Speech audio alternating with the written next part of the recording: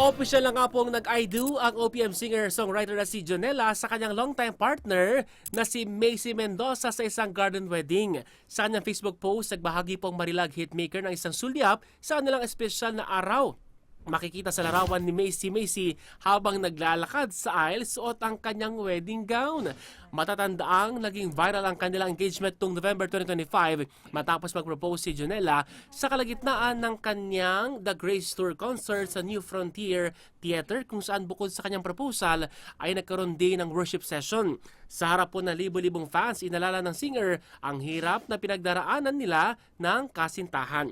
Dinuluhan po ang pagtitipon ng kanilang pamilya at malalapit na kaibigan mula sa industriya ng musika.